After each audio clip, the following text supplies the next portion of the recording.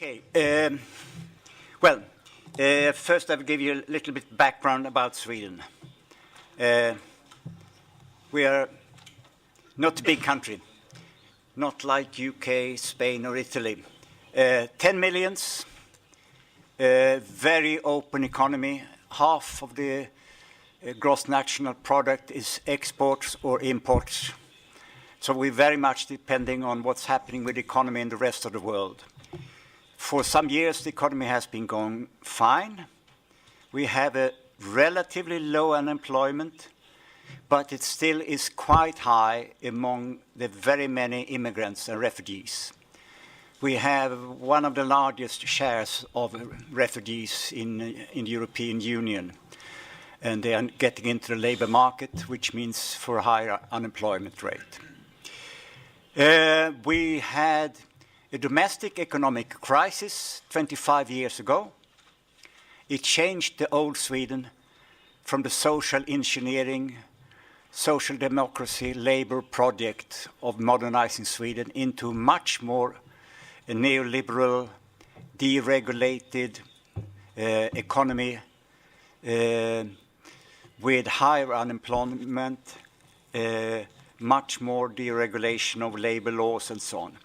So we have been moving towards deregulation, privatization, supply chains, which means more small firms, more precarious employments, and so on, which means masses of micro firms and small firms. We used to be a country dominated by large employers. Now we are on the upper half in the EU, dominated by small ones. We had the strongest labor movement in Europe, where the unionism was at maximum of 83% were members of the union. It has gone down to now some 2/3. And actually, white-collar employees are much more unionized than workers. And in some workers' trade unions in private services, unionization rate is under 50%. But still the unions are fairly strong. And still the Nordic or Swedish industrial relations model is basically working. The cooperation between unions and employers' organization was much stronger, but it still goes on. And it goes on especially in health and safety. That's the background. Then we have the system of regional safety reps. We used to have regional safety reps.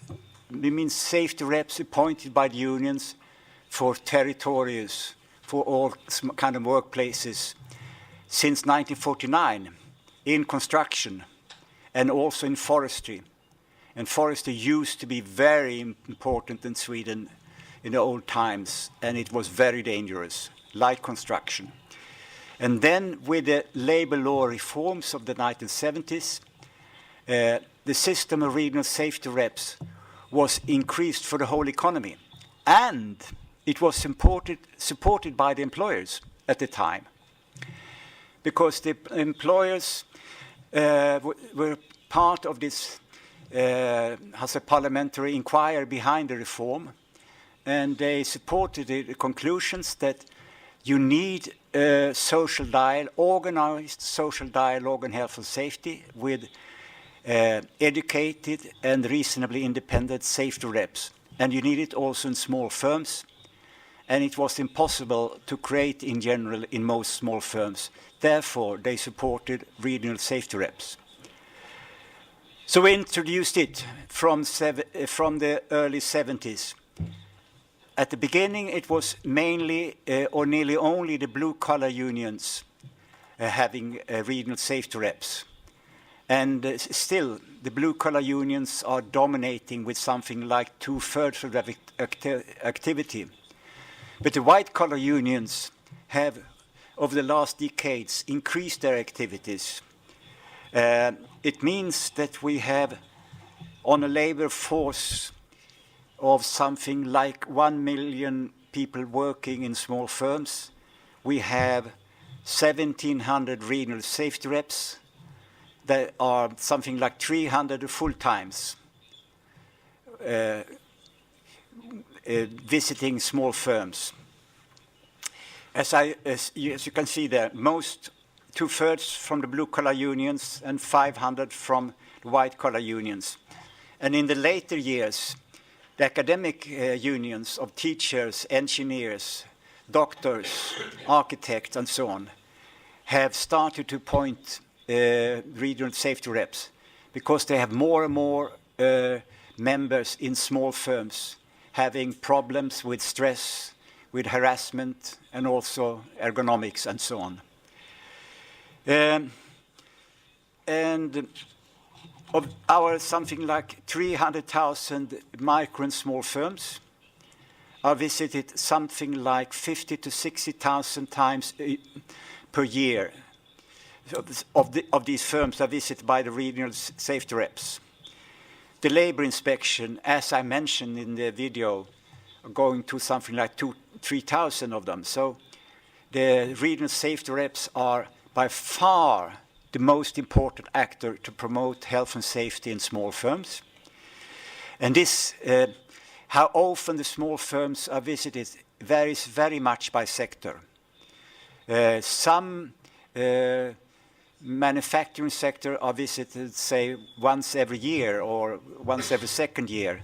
In constructions with so many tens of thousands of varying local moving workplaces, the frequency is much lower. And I should mention that by law, every employer in Sweden, as in the European Union, has to have our health and safety competence, which means in Sweden, like in many countries, if they don't have it internally, they have to hire health and safety services. And this is a regulation which is very little upheld by the labor inspection. So the health and safety services give very little prevention advice to small firms. So again, it's the regional safety reps who are doing the jobs. The Swedish employers have been complaining that there are no formal evaluation of how the regional safety reps operate and if they are effective. And it's true, there are no formal evaluations done. And it's methodically quite difficult to find out the cause and effect of these 50, 60,000 visits, how they influence health outcomes in small firms. But the unions produce quite extensive yearly reports on the activities of the regional safety reps. And if you read these reports, there are masses of information of indicating that regional safety reps are effective in improving health and safety. To take a very clear example, regional safety reps, like all safety reps, have the right to stop work in emergency situations when there are serious risks and they can't alert management. And in the construction unions, does this something like 500 times a year or 1,000 times a year, something like that. Yeah, which means there are something like 500 to 1,000 potential fatal accidents. I'm not saying every one of them would have killed somebody. I'm just saying there were serious accidents. And in 95 to 99% of these cases, the regional safety reps, by stopping work, managed to get the local management to do something, to secure working on the roofs and so on. And these are clearly important for reducing risk at work. And there are a number of stories from the white-collar unions, how they have improved, let's say, cooperation between management and local unions on handling stress and overwork issues. And stress risks are very serious health risks for both blue and white-collar workers. So if you can handle that better, it's an important health improvement.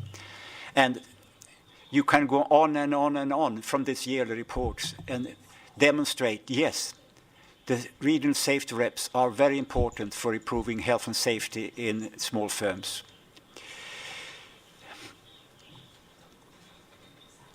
And why does this system work? Well, it is built on a mixture. As we found in Spain, Italy, and Britain, the basis is similar in each country, but the details are specific per country. First of all, the regional safety reps in Sweden have legal rights. They have the same legal rights as local safety reps. And these rights are actually quite strong, which means if safety reps, regional reps included, would use these rights completely and fully, there would be quite a lot of conflicts. Because they can stop work, they can insist on having risks investigated, they can insist of having answers from employers and so on. And sometimes they have to push ahead, but it's always a question of diplomacy and judgment, how to act to make management respond and improve the situation. There is also not only strong legal rights, there is a strong tradition of health and safety activity in Swedish working life. And the unions are weaker, but they are still strong. And there is still a lot of cooperation with employers. As I said, there is still a strong industrial relations system, which means that regional safety reps are not supported only by legal rights. There is a widespread legitimacy that nearly all small employers are aware that safety reps and regional safety reps have the right to come and visit and talk with them, even if they don't like it, but they accept this is part of the system.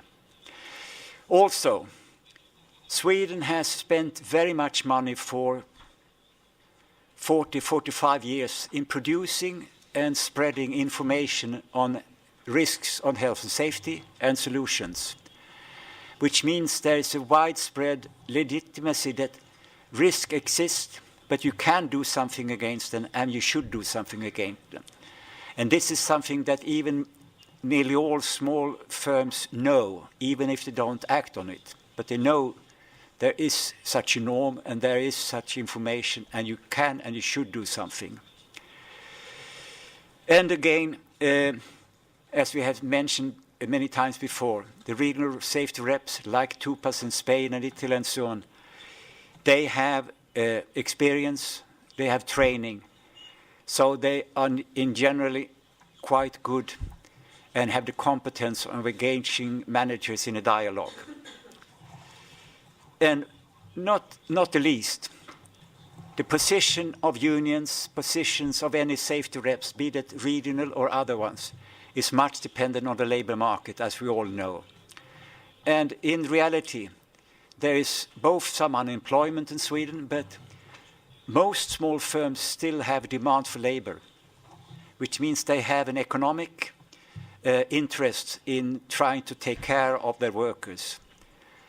They don't act enough on it, but it's something what the regional safety reps can use when they're talking with managers. But of course, there are still problems. There are limitations in the systems. Since the domestic crisis, with the continuing deregulation, with the weakened unions and fragmented employment relations, there are more and more precarious small firms, and especially very micro firms. And they are hard pressed by competition, they are in supply chains, they are often in exploited domestic or posted weak workers. And very many of these new ones are outside the remit of regional safety reps, because I forgot to mention that regional unions can appoint regional safety reps only in workplaces where they have at least one member and where there is no joint health and safety committee. And some anti-union employers are setting out what I would call fake joint health and safety committee, mainly to keep this regional safety rep outside. That's one problem, but even larger problem is that there are thousands and thousands of new small firms where there is no union member, which are not covered by the regional safety reps.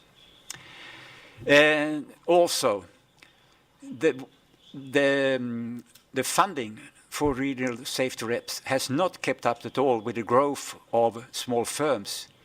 Small firms have doubled over some 10 to 50 years, but the funding has increased only by some 10%. That's why the visit rate is only on the average once in 5 years, and varies much between industries. As I mentioned, the coverage of regional reps is shrinking because there are more and more firms outside their remit.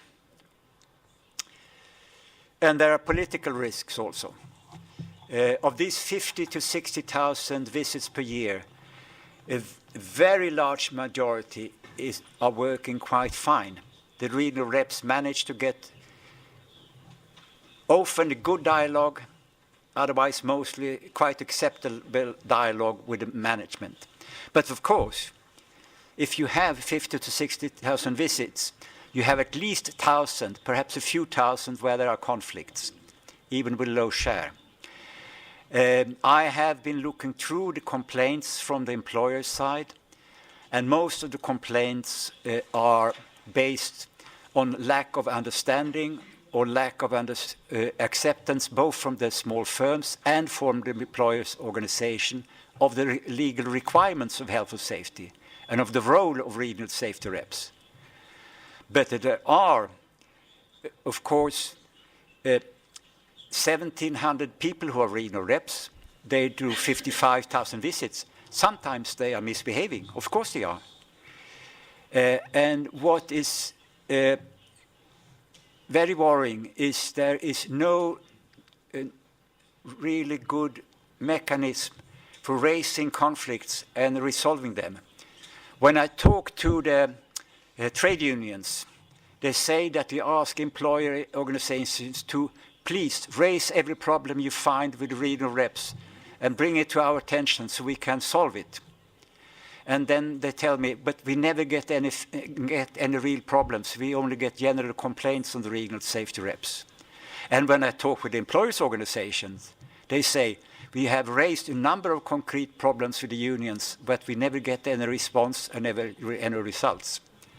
Which means that it's a serious problem. Yeah, it's a serious risk for the system that unions and employers don't only disagree on sometimes how to behave, they disagree if they talk about it or not.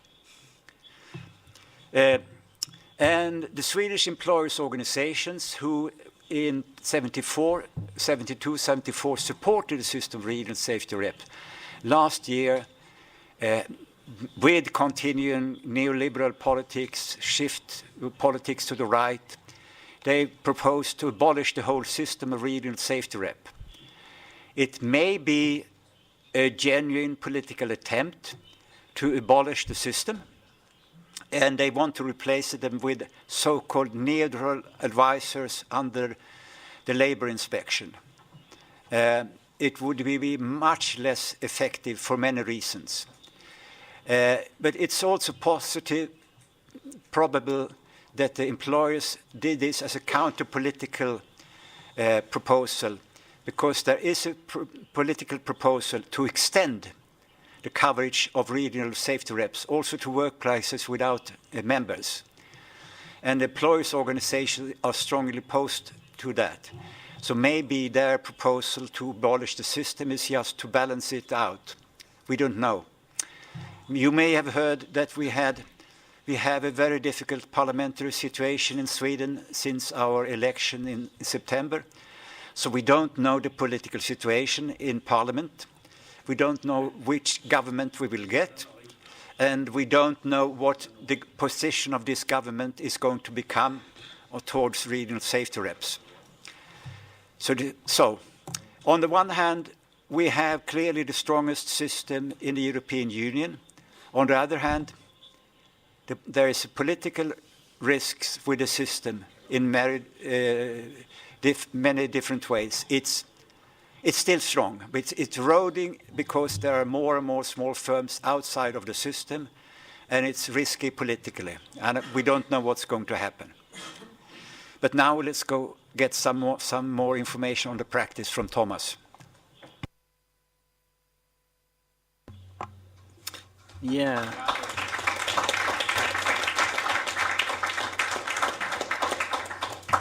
I heard I can take everything in Swedish. It's okay? Yes. Sorry, just joking. My name is Tomas Kullberg, and I'm from Stockholm, and I work as an official at a trade union in Byggnads, Stockholm. And my construction, yes, okay. I have Kai with me here. He helped me. I have a mandate as a regional security officer too, and I have been RSO, so talks in Sweden. It's in 18 years, and it is that's the most I have done with when I work at the trade union. But I have before I've been in Byggnads construction, I was a local security representative in one of Sweden's biggest construction company. And before that, and that's the only education I have. I'm a carpenter. That's the only one I have on paper. So that's the skill I have when I go out and talk to companies and workers, and I understand what they're thinking and what they want to do on the place when they are working, and the problem that they meet in the situation when the work's outside. So the easier for me to help them and give them something to work with against the larger companies who's the companies who take them in the working place. As a RSO, eller Regional Security Officer, we are competent in the construction industry, which means that we have a mission to represent members, only members. We can only represent members in the union, not for people who are not members. It's a problem for us. And Byggnads and in this time, and help micro companies and one-man companies, and of course self-employed. Some we have a lot of in Stockholm. We have about 11,000 smaller or self-employed companies in Stockholm. We only have 15,000 members in Stockholm. So the same main person who work with member and without member. This means that we have physicals. No, I read it outside. To help micro companies and one-man companies and self-employed companies with a legacy in Sweden. This means that we have physical meetings with the companies where we build a relationship, because the relationship is very important for us, to give companies the skills needed to become a good working place and a good company. We also have an assignment to work to get the start with a work and environment organization in the company, where we help to train employers and employer about the law and the agreement we have with in Sweden in the construction building. Even together we have to be clear about the different rules that we have, because I am a negotiator sometimes, and I also a regional security officer sometimes. So I must know which hat I have when I go out and talk to the company. Because in Sweden we can't negotiate with companies if we are a regional security officer. We should help company, not negotiation. All also in Stockholm are also official negotiators. During the visit as regional security office. We regularly revise questions about the agreements, and sometimes they have to be solved on the site. We are in Stockholm today. We are 4 persons who have 75% of the workers' time that we are a regional security officer. The other time we negotiator, and we have 15 persons who just jobs about 10% with regional security office. Then you should know that we have about 35,000 working places in Stockholm. So we need help with companies that we can have local security people who are on the working place. When they are out in negotiation, they often encounter major health risk, and they must have authority to address them with the employer's boss.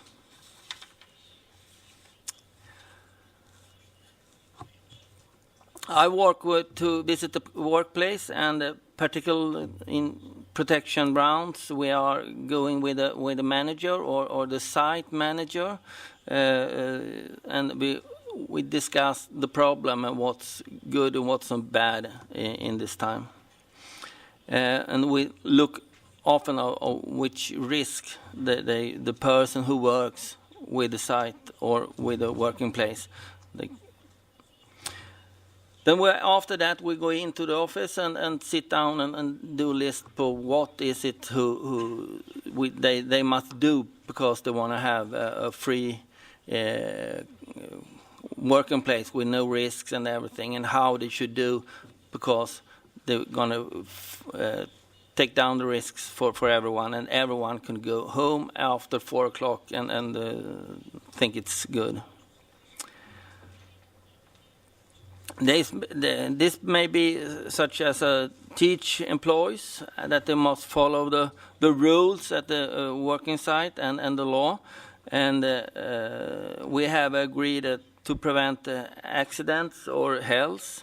Construction is what we will be best solution, and to get a good contact for the next opportunity to get into the early stage to reduce the risks and the cost that it can be incurred when doing the wrong way.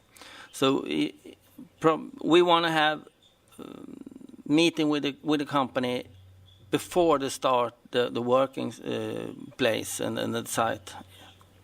Like RSO, we have a duty to see the whole, and it's the solution to reduce risk and healthy. That's our priority.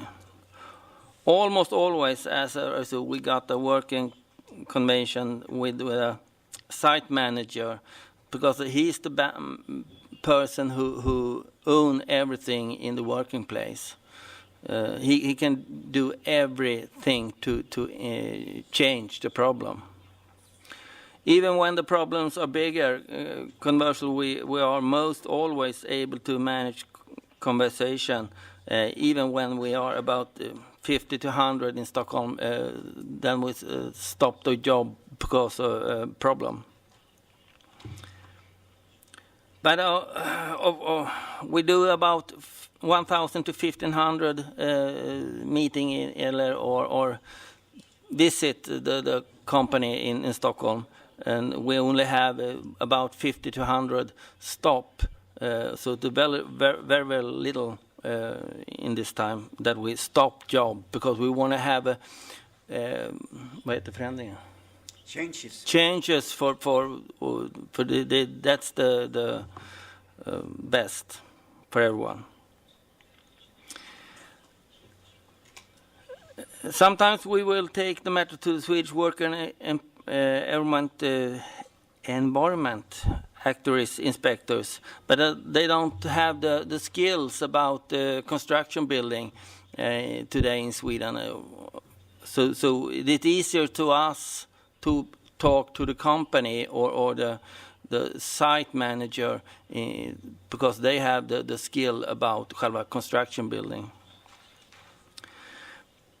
And they are also fewer today, so we don't get them out in the site like we have before. Usually we can solve the issue, but not always. Still, I want to rules like this also are accepted by almost employers and all employer and managers. They think that we doing a good job, and we help companies and members in this time. We also worked with the trainee training and give members and companies education about what the law says, so they can take it with them in the company. And we train also managers on the site. That's a little what we do in Sweden, in Stockholm, so I said. But we have an organization in byggnads on the whole Sweden, so it's look alike like Stockholm. Yeah. Did you want to take some questions? Yeah, if you have questions, you can. It's easier for me.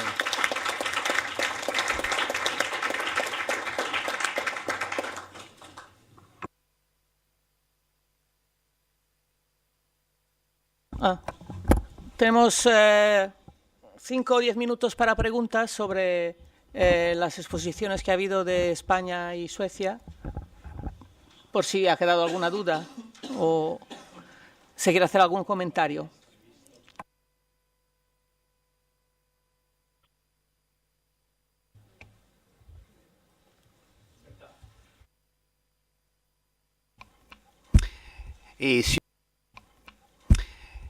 Simeoni, CGIL Italia.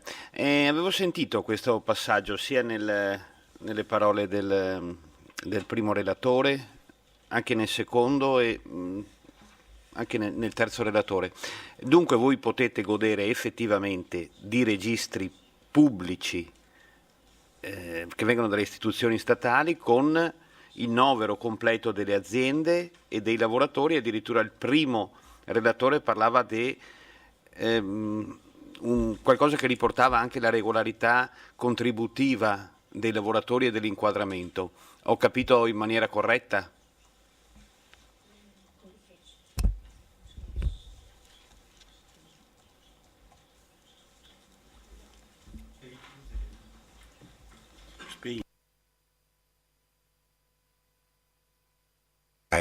Ahora, te contesto. Vamos a ver, esa base de datos que tenemos, la tenemos gracias a la Fundación Laboral de la Construcción. Cuando hacía mi exposición, os comentaba que la Fundación Laboral se encargaba de dar prestaciones a los trabajadores. Pero a la Fundación Laboral nosotros tenemos regulado por el convenio regional de que las empresas hagan una aportación por el número de trabajadores que tienen. En función del número de trabajadores que tienen, hacer una aportación económica a la Fundación. De ahí salen las prestaciones a trabajadores y a empresas también, ¿no? Entonces, ¿qué pasa? Que de esas aportaciones y de las prestaciones que damos a los trabajadores, nosotros tenemos un censo de trabajadores de cada una de las empresas. Lo que quiere decir que estamos manejando siempre, puede haber cierto... Bueno, termino. Podemos tener cierto desfase de una semana de cotización arriba o abajo, pero normalmente solemos atinar bastante en cuanto a los censos de trabajadores porque precisamente salen de ahí.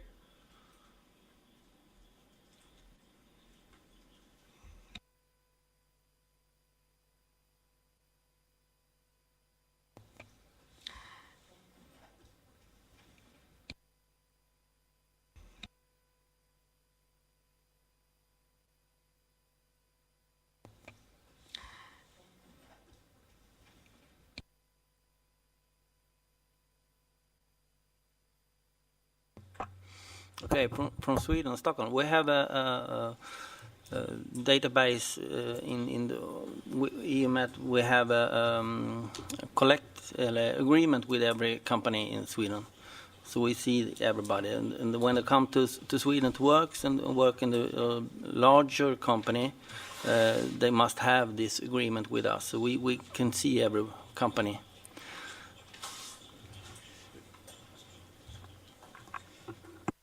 Isn't there also an obligation by law that you register everybody who works at the construction site? Today we have you must have legally with skattemyndigheterna with taxes in Sweden, not only at the building site, but in which company we are in Sweden today. And it's easier for us to see them, but we can't see taxes registration. We must have an again. Owner, yes. Is it answer the question? Very well, thank you.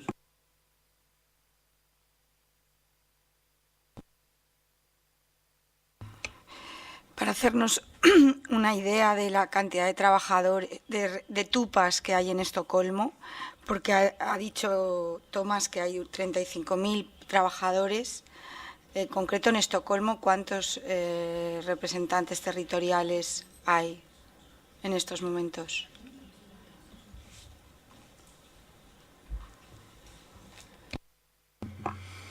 We are 35,000 working place in Stockholm today. We are lots of building sites who's going up.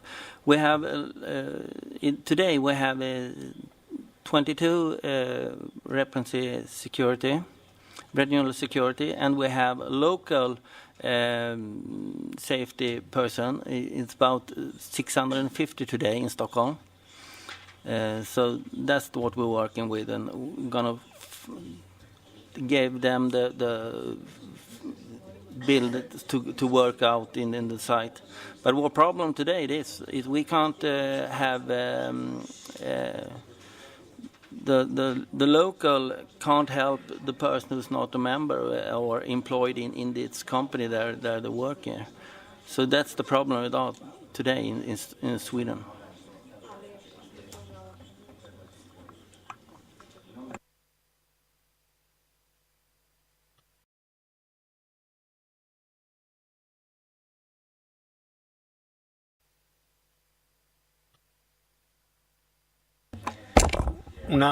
Una pregunta es, aunque no puedas ayudar a los no afiliados, pero la actuación es por empresa. Tampoco las mejoras, o sea, ¿conseguís algún tipo de mejoras en prevención a nivel de empresas que es extendida a todos los trabajadores? ¿O la actuación es individual?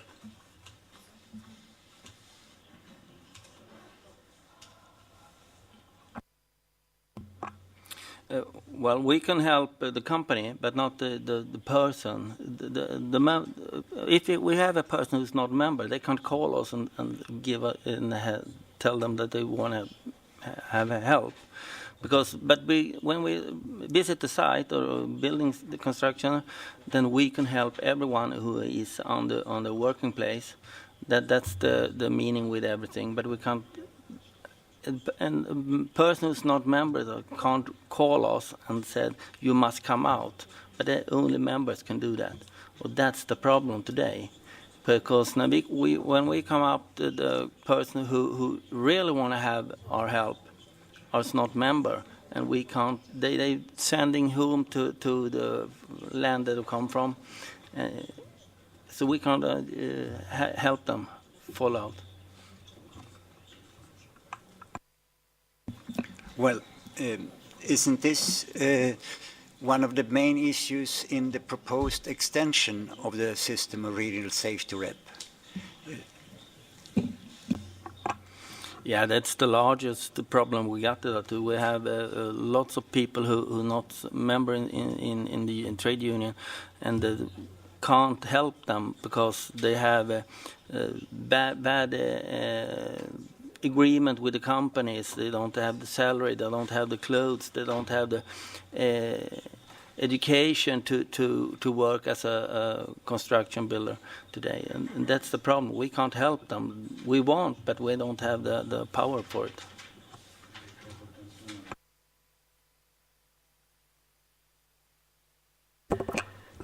Sí, quizás subrayar por la última pregunta esa gran diferencia entre España y Suecia, por ejemplo, porque si en Suecia necesitan que haya al menos un afiliado para poder entrar, pero tienen el 68% de la población trabajadora afiliada, o sea, tienen una cobertura muy amplia potencial.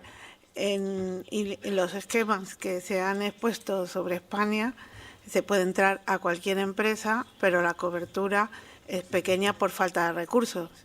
Digamos que eso es lo que quería contrastar.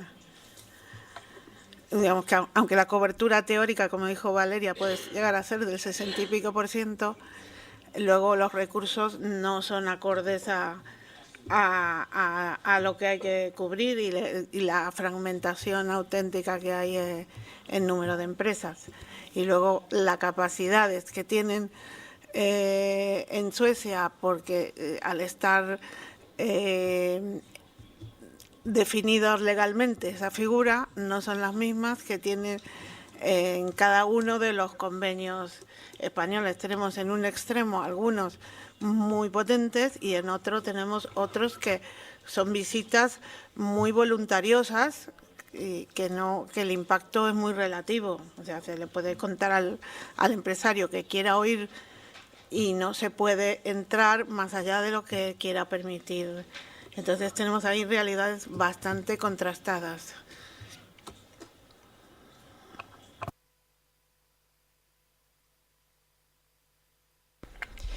Sí. Buenos días. Mi nombre es Raquel Payo. Trabajo en comisiones obras de Castilla-La Mancha. Somos una de las comunidades autónomas que se han analizado en el estudio.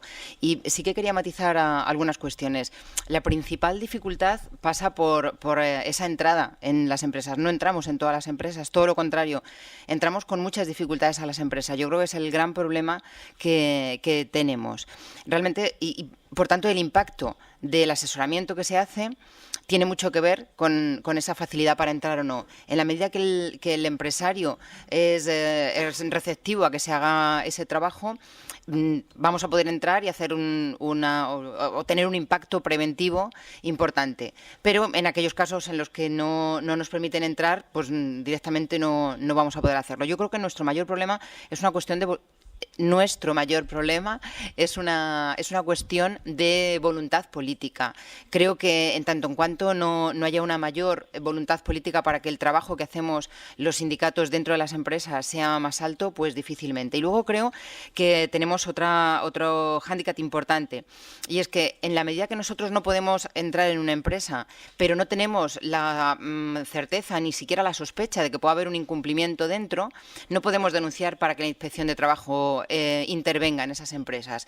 En la medida que, o con una mayor voluntad política que nos permitiera abrir las puertas de las empresas, o en el caso en el que tuviéramos una mayor vinculación con Inspección de Trabajo, para que en aquellos casos en los que el empresariado no nos permita entrar, pudiera la Inspección de Trabajo forzar la entrada de las personas que van a visitar las empresas, pues el trabajo que se realiza tiene mayores dificultades. Gracias.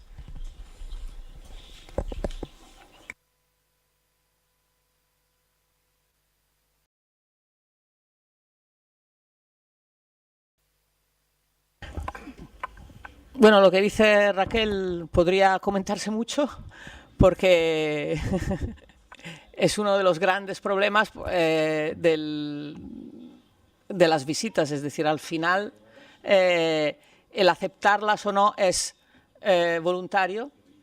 El no aceptarla puede tener consecuencias o no, y lo que hace la diferencia es el apoyo institucional que tiene la persona que va a las visitas. Entonces, por ejemplo, en Asturias tenemos un porcentaje bajísimo de empresas que niegan la entrada y, sin embargo, en Castilla-La Mancha el problema es mucho más acusado, porque en Castilla-La Mancha se ha creado el sistema, se han puesto los medios, pero el apoyo posterior, el apoyo institucional se ha quedado ahí y no ha creado una cultura por la que las empresas abren la puerta con convencimiento. Entonces, ellas desarrollan 1000 estrategias para conseguir que esa puerta se abra, y luego dice, cuando se abre la puerta cambia todo, pero hay una resistencia inicial que nos cuesta superar. Bueno, ¿es la hora de comer? Ah, no. Perdón. Hola, buenos días a todos y a todas. Yo soy Blanca, también de Comisiones Obreras de Castilla-La Mancha. En concreto, yo sí realizo estas visitas. Es muy distinto cuando las visitas se realizan en empresas pequeñas que cuando las realizamos en visitas en empresas grandes. Y muy distinto si tenemos afiliación o no tenemos afiliación. Donde hay afiliación, el sindicato existe y los trabajadores nos conocen. ¿Qué sucede? En estas empresas donde no hay afiliación, bueno, pues encontramos una resistencia muy grande. Y el principal problema, perdonad que me estoy poniendo muy nerviosa, el principal problema que tenemos es que los visitantes no estamos empoderados, no tenemos ningún empoderamiento. Me refiero a esto. No, empoderamiento. Vamos a ver, yo cuando paso a la visita, yo me presento en todos los sitios, ¿no? Pues cuando pasas te presentas. Yo no puedo decir soy Blanca de Comisiones Obreras, porque ahí encuentro una resistencia tremenda. Entonces, bueno, yo cuando paso a una visita, hola, buenos días, soy Blanca y vengo, me envía a la Junta para hacer unas visitas. Ahí ya cambia, porque el no ya no, ese no me lo dicen. Bueno, posteriormente, después, cuando ya saben que es del sindicato, la resistencia que encuentras es, no te hago la visita porque la persona que lleva el tema de la prevención no soy yo. Entonces no te puedo contestar a estas cuestiones. Bueno, pues ahí, pues te tienes que idear pues otra contestación. La contestación, mirar, aquí es un cuestionario, se realiza de una forma muy sencilla y cualquier trabajador o trabajadora de cualquier centro de trabajo está capacitado para realizar este cuestionario. Bueno, pues entonces ahí, pues ya se va realizando el cuestionario y ya vas hablando de otras cosas. Y otras cosas, por ejemplo, es la importancia de que esta visita al final sí se haga dentro de la empresa y el por qué en otras no. Bueno, pues también es un refuerzo para esa empresa porque el hecho de que se hable de prevención y estas conductas, y todo se lleva a cabo, pues es también una calidad que tiene esa empresa, ¿no? Y yo lo veo como una calidad y donde no se está cumpliendo, pues es una competencia desleal con otras empresas. Ahí ya se establece un diálogo y al final lo que ves, es que el sindicato dentro de la empresa no es algo tan terrorífico ni es nada tan malo, ¿no? Al final rompemos una barrera que yo creo que es muy importante porque te ven, luego dejas a veces dejamos unos carteles que elaboramos, pero sí que notas que al final cuando te has ido sí que ha habido un cambio. Al final, es una gran satisfacción, lo digo de verdad. No sucede igual en aquellas empresas donde desde el principio te da igual, te dicen que no y es no. Entonces ahí la visita no es obligada, no tiene ninguna obligación la empresa de realizar esta visita. Pero sí que después, yo les contesto, no pasa nada, la visita por supuesto no es obligada porque vamos siempre con la verdad por delante. Pero yo sí que pondré una incidencia del por qué no he podido hacer esta visita. Pero es que después no tenemos a nadie. No tenemos, el visitador después no tiene nadie. ¿Y por qué no se ha hecho? Yo creo que es un indicador muy importante a tener en cuenta por parte de la Administración del por qué no has podido realizar un cuestionario que has explicado que es muy sencillo, que cualquier trabajador o trabajadora lo puede rellenar y que estás hablando de algo tan fundamental como es la salud y la seguridad de los trabajadores dentro de la empresa.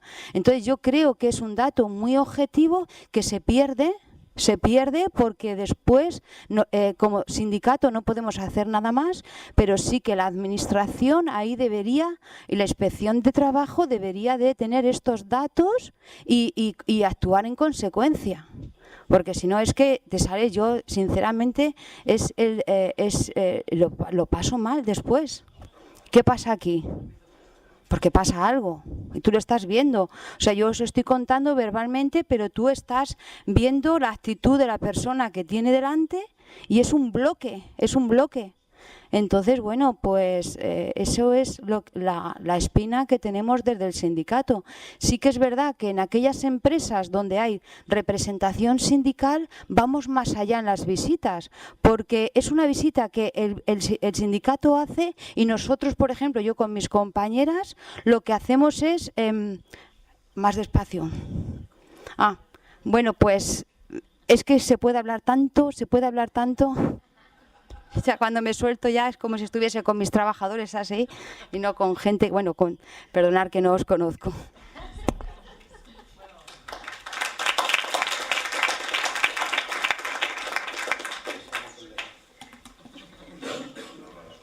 Muy bien, Blanca. Luces y sombras de... No, lo has explicado muy bien.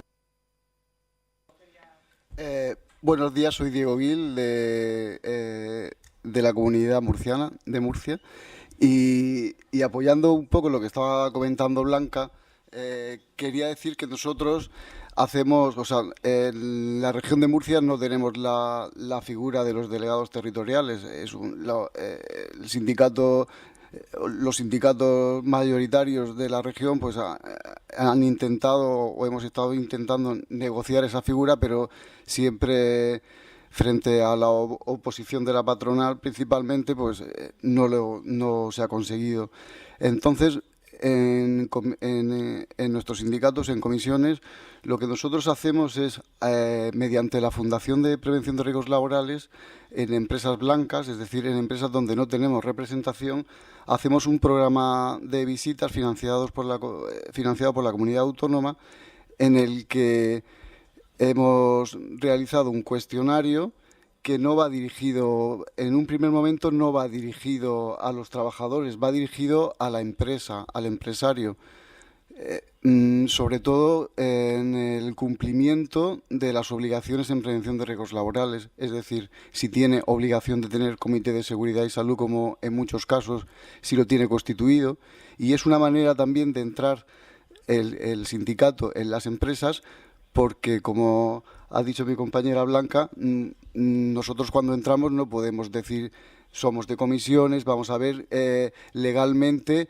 si tienes todas las obligaciones en prevención en regla. Lo que decimos es, venimos de la Fundación para la Prevención de Riesgos Laborales y estamos haciendo unas encuestas para ver si tienes legalmente todas las obligaciones en prevención en regla. Entonces, es una manera de, si tienen obligación de tener delegado de prevención, pues ya de animarle a hacer elecciones sindicales. Si no tienen ni el Comité de Seguridad y Salud, pues explicarles que legalmente tienen que constituirlo, y una manera de entrar el sindicato pues, en la empresa. Gracias.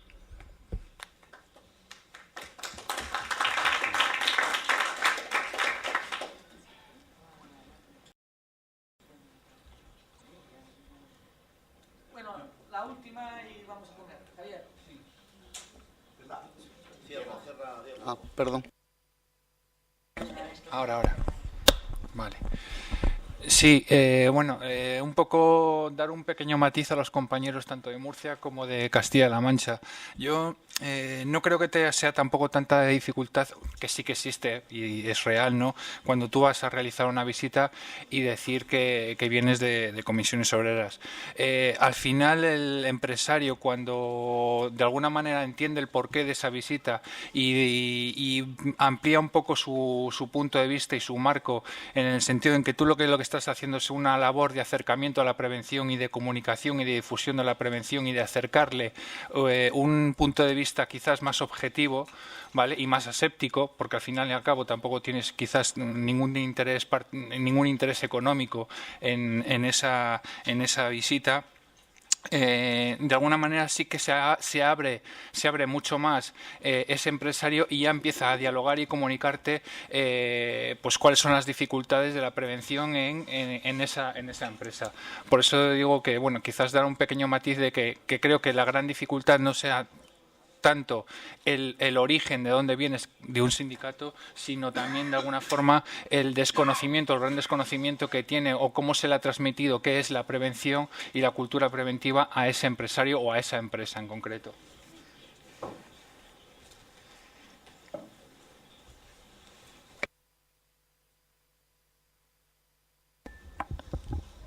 Ok, es verdad lo que dice Javier, o sea, hay diferentes estrategias, pero el problema de cómo entrar, si es explicando, soy de comisiones y vengo para esto, o soy de la fundación y vengo para esto, eso es una cosa una constante en vuestros relatos, el problema de cómo empezar el diálogo con la empresa.